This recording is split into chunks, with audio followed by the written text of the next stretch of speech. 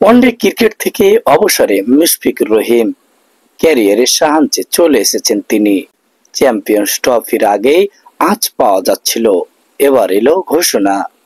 বাংলাদেশ ক্রিকেটের অন্যতম নির্ভরযোগ্য batsman Mushfiqur Rahim one day cricket থেকে অবসরের ঘোষণা দিয়েছেন।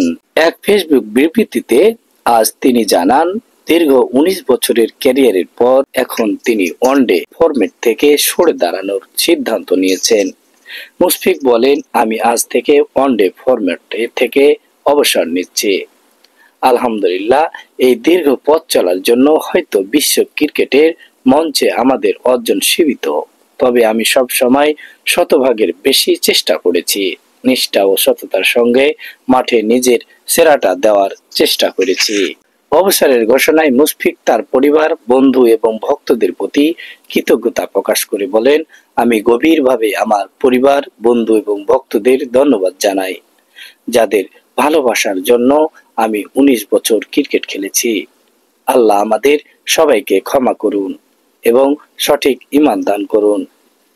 মুশফিকুর রহিমের এই অবসর বাংলাদেশের ক্রিকেটের এক গুরুত্বপূর্ণ অধ্যায়ের সমাপ্তি। ওয়ানডে ক্রিকেটে তিনি খেলেছেন ২৭৪ ম্যাচে, ২৫৬ ইনিংসে তিনি রান করেছেন ৭৭৯৫টি।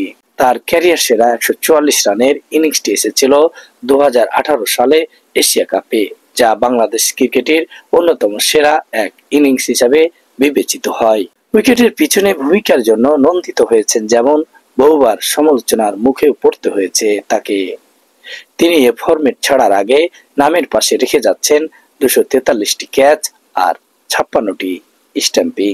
টি-২০ ফরম্যাটে তিনি আগেই বিদায় বলে দিয়েছেন, এবার তিনি তার পুরো মনোযোগটা দেবেন টেস্ট ক্রিকেটে। মোহাম্মদ জামিল হোসেন, বরেন্দ্র নিউজ।